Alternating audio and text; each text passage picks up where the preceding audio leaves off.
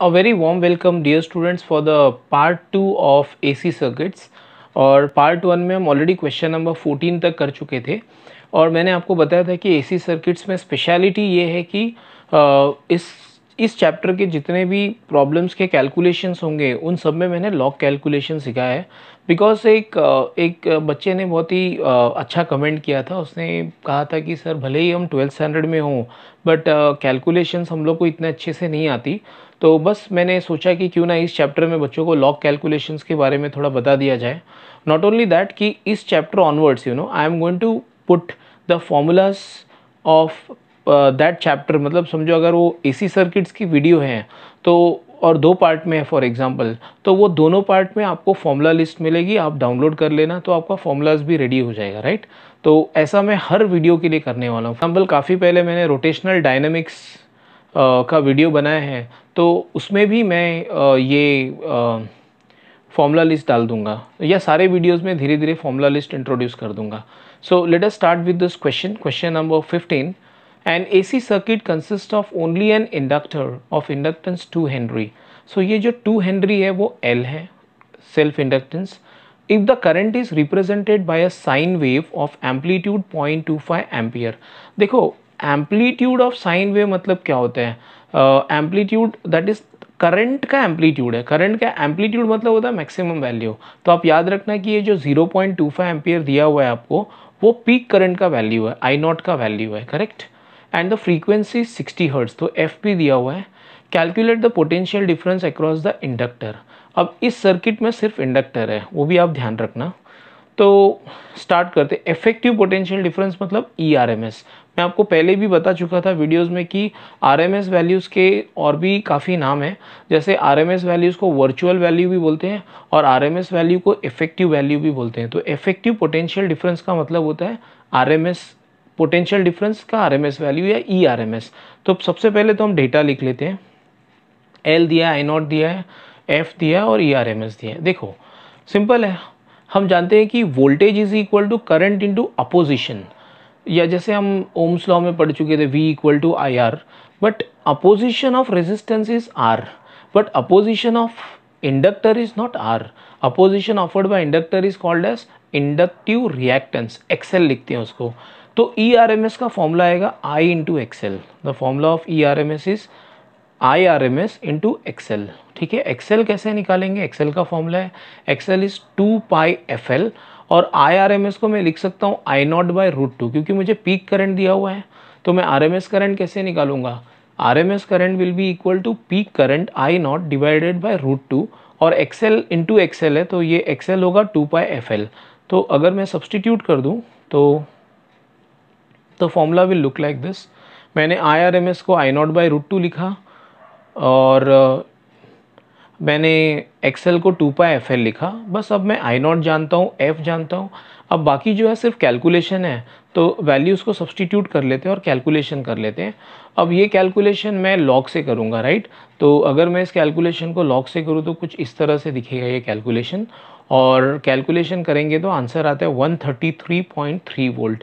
So this is the final answer for RMS voltage, right? This is how you solve the sum number 15.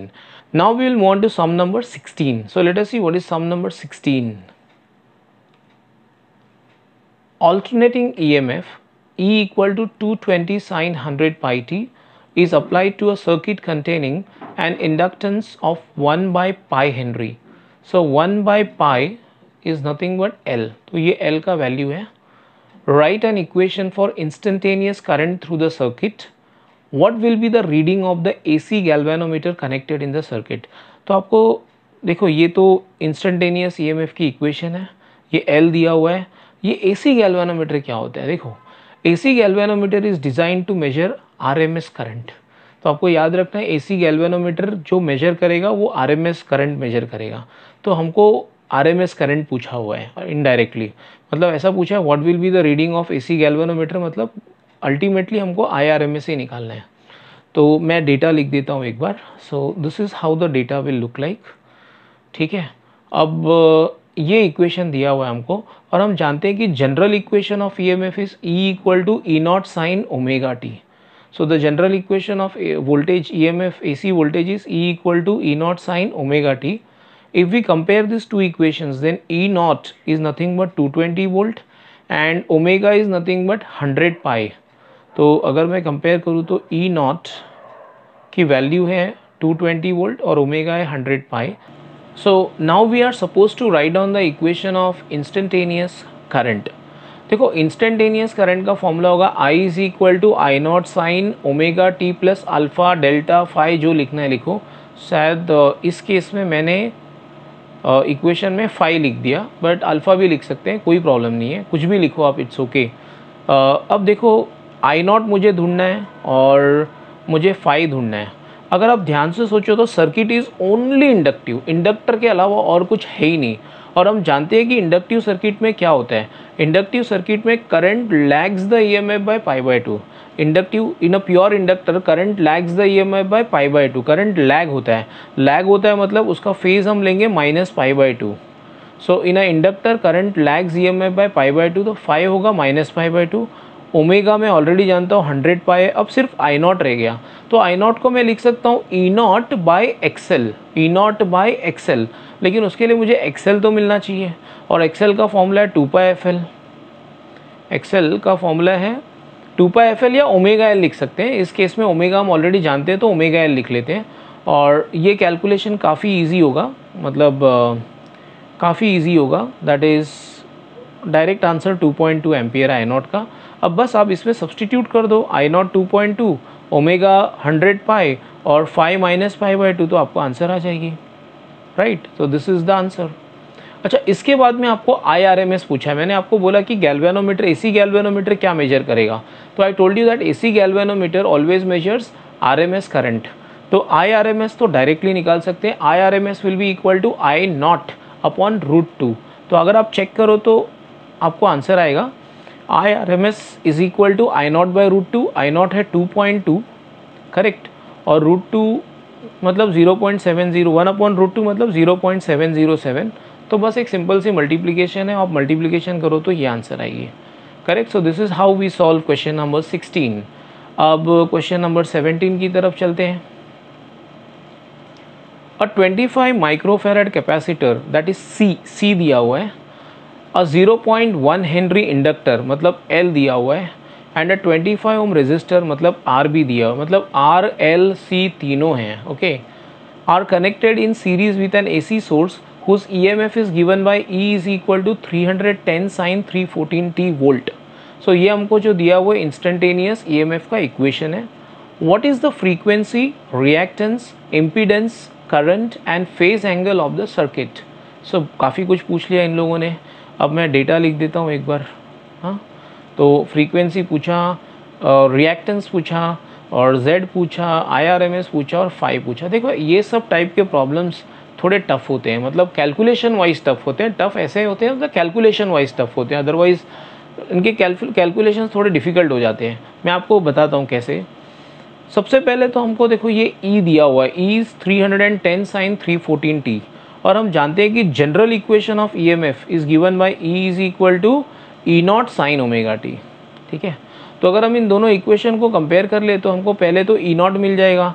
E not मिल जाएगा 310 और omega मिल जाएगा 314. तो मैं E not मिल गया और omega मिल गया 314 रेडियन पर सेकेंड. ठीक है, अब हम लोग को फ्रीक्वेंसी निकालना है. मैं ओमेगा को 2 पाई एफ लिख सकता हूँ. अगर मैं ओमेगा को 2 पाई एफ लिखूँगा तो 2 पाई एफ इज़ इक्वल टू 314, तो f मिल जाएगा 50 हर्ट्ज़. तो f तो आराम से मिल गया without any log calculation, without any trouble. Now let us calculate the value of reactance. दो होंगे, एक तो इंडक्टिव रिएक्टेंस और एक कैपेसिटिव रिएक्टेंस, तो दोनों निकालते हैं. First I will calculate the inductive reactance XL. हम जानते हैं कि XL का फॉर्मूला होगा XL is equal to omega L, है ना, और ओमेगा और L दोनों जानते हैं. सब्सटीट्यूट करेंगे तो आंसर आ गया. XC का फॉर्मूला है 1 अपॉन ओमेगा C. ओमेगा हम जानते हैं 314 और C भी हम जानते हैं. C है 25 micro farad, that is 25 into 10 power -6 farad. तो इफ़ आई सब्सटीट्यूट, तो देखो मैंने क्या किया, ये जो 25 इंटू 10⁻⁻⁶ था उसका 10⁻⁶ मैंने ऊपर ले लिया और फिर एज़ यूजुअल मैंने लॉग कैलकुलेशन कर ली, log of numerator minus log of denominator, ये डिनोमिनेटर ये पूरे डिनोमिनेटर का एडिशन है माइनस लॉग ऑफ, तो इसको मैंने न्यूमरेटर के लॉग से सब्ट्रैक्ट कर दिया, ये आंसर आया, फिर एंटी लॉग लिया तो आंसर आ गया। सो this is how you do this calculation, right. अच्छा, डेफिनेटली अगर आप लॉग से कैलकुलेशन करो, आप कैलकुलेटर से कैलकुलेशन करो, हो सकता है आपके आंसर में एक डेसिमल के बाद 1-2 डिजिट इधर उधर हो जाए, वो पॉसिबल है, ऐसा हो सकता है, and it is absolutely okay, because calculator का आंसर हमेशा करेक्ट ही होता है, राइट। कैलकुलेटर को थोड़ी लॉग बुक मैच कर पाएगा, बट आप बोल सकते हो कि बहुत हल्का सा वेरिएशन होता है, उतना इग्नोर किया जा सकता है, ठीक है। और आगे बढ़ते हैं, एक्सी मिल गया, एक्सेल मिल गया। देखो हमारा टोटल रिएक्टेंस क्या होगा, एक्सेल प्लस एक्सी नहीं होगा, याद रखना। आप अगर z के फॉर्मूला को याद करो तो z is equal to √r² plus XL minus XC the whole square. आप जानते हो कि जब इंडक्टर का ईएमएफ लीड करेगा, इंडक्टर का ईएमएफ लीड करेगा तो कैपेसिटर वाला ईएमएफ लैग करेगा, या वाइसा वर्सा करंट के बारे में आप सोच लो, मतलब दोनों उल्टे डायरेक्शन में होते हैं, करेक्ट है। तो उनका कैपेसिटेंस ऐड, उनका रिएक्टेंस ऐड नहीं होता, उनका रिएक्टेंस सब्ट्रैक्ट होगा, राइट। तो in other words what I am trying to होगा एक्सेल माइनस एक्सी या एक्सी माइनस एक्सेल। इस केस में एक्सी बड़ा है तो मैं लिखूंगा एक्सी माइनस एक्सेल। देखो effective reactance is XC minus XL, क्योंकि एक्सी बड़ा है, आपको बड़ा माइनस छोटा करना है, डिफरेंस लिखना है, तो आंसर आएगा, सब्ट्रैक्ट कर लो, अब इस सब्ट्रैक्शन का ये आंसर आएगा 96 ओम।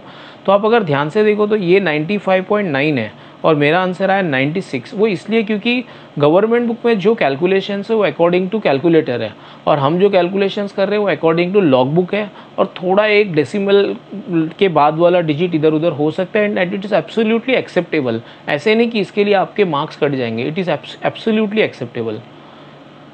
आगे बढ़ते हैं, तो ये एक्सी माइनस एक्सेल भी मैंने निकाल लिया।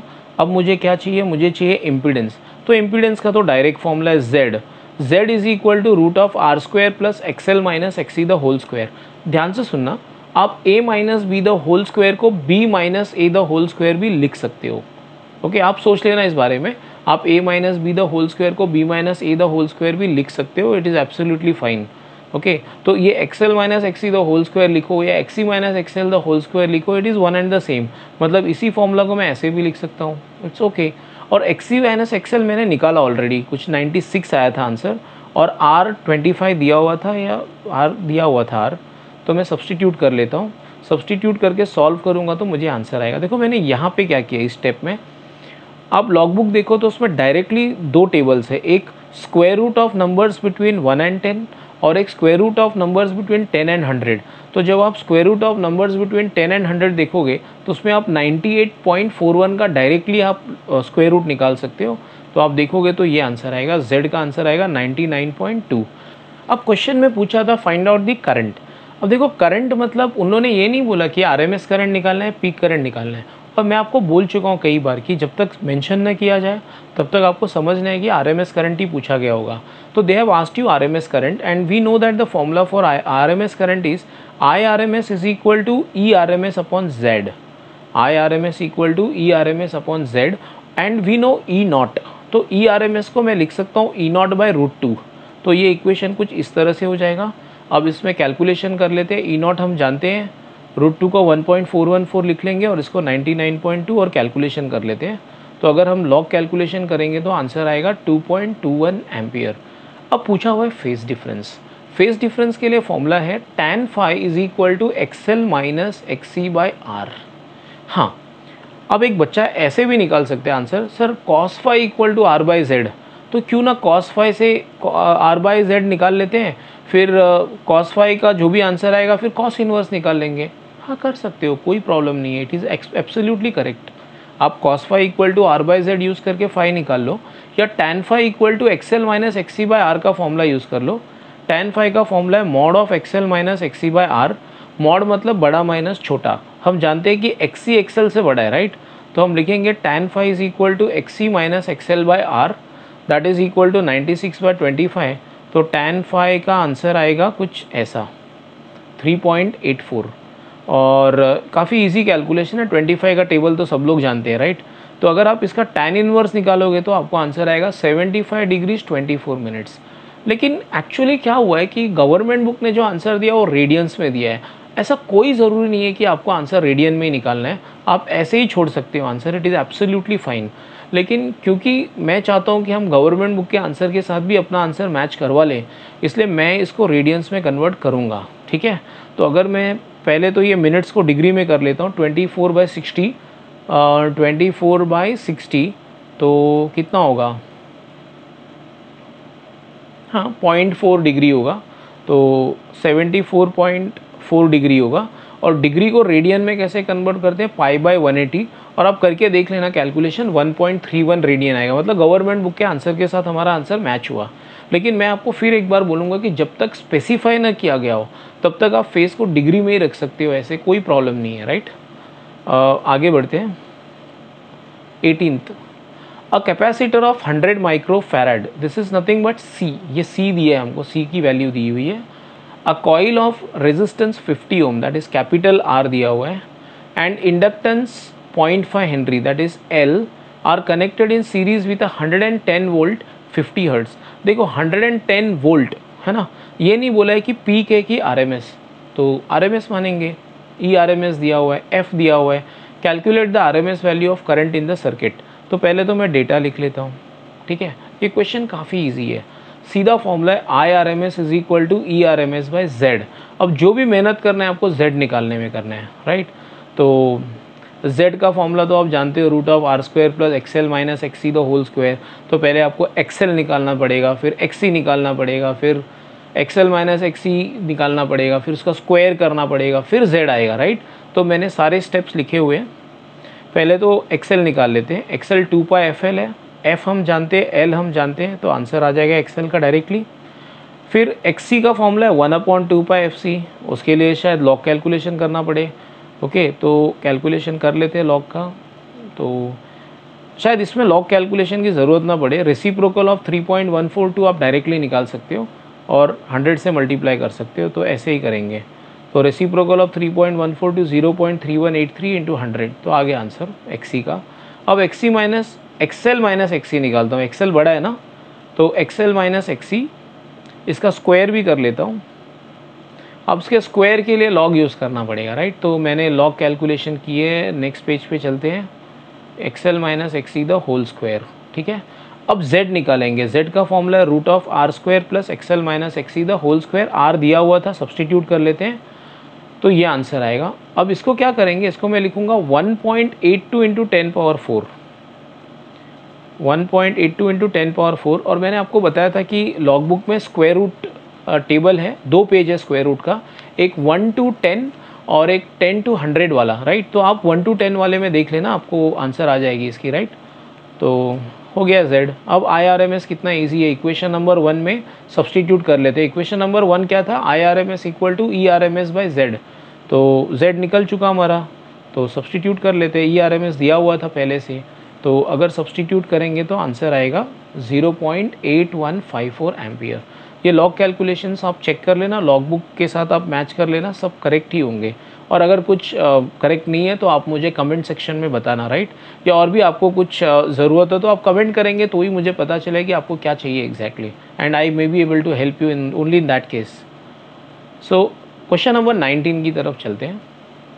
Find the capacity of a capacitor which when put in series with a 10 ohm resistor makes the power factor equal to 0.5। मतलब वो कौन सा कैपेसिटर है जो रेजिस्टेंस के साथ सीरीज़ में कनेक्ट करेंगे तो पावर फैक्टर 0.5 हो जाएगा। अज्यूम 80 वोल्ट 100 हर्ट्ज सप्लाई, मतलब तुम्हारा आरएमएस वोल्टेज 80 वोल्ट है और फ्रीक्वेंसी 100 हर्ट्ज है, करेक्ट। तो डेटा लिख लेते हैं। अब मुझे चाहिए कैपेसिटर की वैल्यू। देखो पहले हमको ई आर एम एस दिया हुआ है, आर दिया। आपको अगर याद हो तो cos phi is R by Z, cos phi is nothing but R by Z, तो उससे मुझे z मिल जाएगा, ठीक है। तो z मिल जाएगा तो हम क्या कर सकते हैं, देखो एक मिनट, हाँ देखो cos phi is R by Z, cos phi I will write as half, 0.5 को मैं हाफ लिख देता हूँ, और z का फॉर्मूला होगा root of R square plus XC square, क्योंकि l तो है ही नहीं इसमें, राइट। तो ये R square plus XC square. अब इसके बाद में क्या है, आप स्क्वायर कर लो इसको और क्रॉस मल्टीप्लाई कर लो, तो आपको ये आंसर आएगा XC is equal to √3R। ठीक है, अब XC को मैं क्या लिख सकता हूँ, देखो XC को मैं लिख सकता हूँ 1/2πfc। XC को मैं लिखूँगा 1/2πfc, तो 1/2πfc इज इक्वल टू √3 मतलब 1.73 इंटू 10। बस अब आप लॉग कैलकुलेशंस कर लो, आपको आंसर आ जाएगा कैपेसिटेंस का। लॉग कैलकुलेशंस मैंने ऑलरेडी दिखाई हुई है आपको ये वीडियो में, तो आप चेक कर सकते हो। Let us move on to question number 20। Question number 20 is find the time required for a 50 hertz alternating current to change its value from 0 to RMS। मतलब पहले वो 0 था, स्टार्टिंग में वो 0 था, अब वो RMS वैल्यू अटेन कर चुका है, तो उसके लिए कितना टाइम लगा। इन अदर वर्ड्स, जब टाइम 0 था तो करंट 0 था, अब करंट RMS है तो टाइम कितना, राइट। तो क्वेश्चन कुछ इस तरह से पूछा हुआ है कि करंट 0 तो टाइम 0 तो करंट 0, जब current I is equal to IRMS तो टाइम कितना। ठीक है, देख लेते हैं, काफ़ी ईजी सम है। The general equation of current is given as I is equal to I0 sine omega t plus alpha, और हम जानते हैं कि अल्फ़ा कैसे निकालते हैं। अल्फ़ा के लिए कोई इनिशियल कंडीशन दिया होना चाहिए, जैसे यहाँ पे दिया हुआ है, यहाँ पे बोला हुआ है कि जब टाइम 0 है तो करंट 0 है, तो मैं t को 0 डालूंगा और I को भी 0 डालूंगा, तो ऑब्वियसली क्योंकि हम ऐसा बहुत बार कर चुके, हम जानते हैं कि अल्फ़ा भी 0 आएगा। अब इसको सब्सटीट्यूट कर लेते तो इक्वेशन ऐसे हो गया। अब अगर I RMS होगा तो टाइम कितना लगेगा। ठीक है, तो I के जगह पे मैं I RMS लिख देता हूँ, तो इक्वेशन बन जाएगा I RMS is equal to I0 sine 2πft, omega के जगह 2πf। अब हम जानते हैं कि RMS करंट क्या होता है, RMS current is 1/√2 times off peak, या I0/√2 होता है, तो I0 कैंसिल हो जाएंगे, और sine of some angle is 1/√2। अगर किसी angle sine of some angle is 1/√2 तो वो एंगल होना चाहिए π/4। ठीक है, तो 2πft should be equal to π/4, और बस अब पाई कैंसिल हो जाएगा, आप 2f को नीचे ले लो तो आपको आंसर आ जाएगा। This is the answer, right. This is the answer for question number 20, right. Now let's move on to question number 21। Calculate the value of capacity in picofarad which will make 101.4 microhenry inductance to oscillate with a frequency of 1 megahertz। मतलब C पूछा है और answer पिकोफैरड में देना है, और L दिया हुआ है 101.4 माइक्रोहेनरी, और frequency of oscillation is 1 megahertz. तो हम जानते हैं कि LC सर्किट में frequency of oscillation is 1/2π√LC। पहले तो मैं डेटा लिख देता हूँ। ठीक है, अब LC सर्किट में frequency of oscillation is 1/2π√LC। ठीक है, इसको स्क्वायर कर लो, और एक ही तो अननोन है, पहले स्क्वायर कर लेते हैं, और एक ही अननोन है C, तो C को लेफ्ट में रख लेते हैं और बाकी सारे टर्म्स को राइट में रख लेते हैं, और राइट में रख के अब आपको सब्सटीट्यूट करके लॉग कैलकुलेशन करना है। तो इसको सब्सटीट्यूट कर लेते हैं टर्म्स को, और अब लॉग कैलकुलेशन कर लेते हैं। आप देख लो लॉग कैलकुलेशंस। ओके, तो आंसर आएगा 2.497 इंटू 10⁻⁻10 फैरड, या इसको 10⁻⁻12 फैरड में कन्वर्ट किया मैंने, तो 10⁻⁻12 फैरड क्या होता है, 10⁻⁻12 फैरड ही पिको फैरड होता है, करेक्ट। और आंसर पिको फैरड में पूछा था, इसलिए मुझे ऐसा करना कंपलसरी था। ठीक है, अब हम लोग क्वेश्चन नंबर 22 की तरफ चलते हैं। A 10 microfarad capacitor is charge to a 25 volt of potential. मतलब there is a capacitor and the potential difference across the capacitor is 25 volt. So of course उस कैपेसिटर में कुछ एनर्जी स्टोर हो गई होगी, क्योंकि हमने कैपेसिटर को कुछ पोटेंशियल डिफरेंस दिया तो उसमें एनर्जी स्टोर हो गई होगी, और energy stored in a capacitor is half CV²।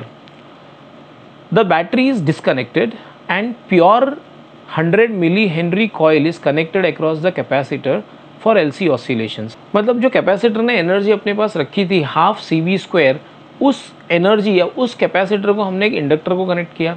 Calculate the maximum current in the coil. देखो कॉइल में मैक्सिमम करंट कब आता है, जब कैपेसिटर पूरी तरह डिस्चार्ज हो जाता है। इन अदर वर्ड्स कैपेसिटर का पूरा एनर्जी किसके पास चला जाता है, इंडक्टर के पास। मतलब मैं ऐसा लिख सकता हूँ कि for maximum current energy stored in the capacitor should everything should go to the inductor, या energy stored in the capacitor should be equal to energy stored in the inductor, ऐसा लिख सकता हूँ मैं। ठीक ठीक है। तो फॉर मैक्सिमम करंट ऐसा बोला तो ही करना है ऐसे, right. For maximum current in the inductor energy stored in the capacitor is completely transfer to the inductor. तो एनर्जी स्टोर्ड इन इंडक्टर का फॉर्मूला तो आप लोग जानते ही हो। Energy stored in the inductor का फॉर्मूला है half LI square, right, half LI square. और CV स्क्वायर है कैपेसिटर का, तो half LI square is equal to half CV square. Half half cut जाएगा और हम सब कुछ जानते हैं एक्सेप्ट करंट, तो बस आप सब्सटीट्यूट कर लो, आपको आंसर आ जाएगा। और इसमें लॉग की ज़रूरत नहीं पड़ेगी, विदाउट लॉग हो जाएगा, बिकॉज देखो ये -4 हो जाएगा और ये 25 का स्क्वायर रूट, 25 स्क्वायर का स्क्वायर रूट 25 ही होगा। तो अगर आप इसको सॉल्व करोगे तो आपको आंसर आएगा 0.25 ampere. And now let's move on to the last some.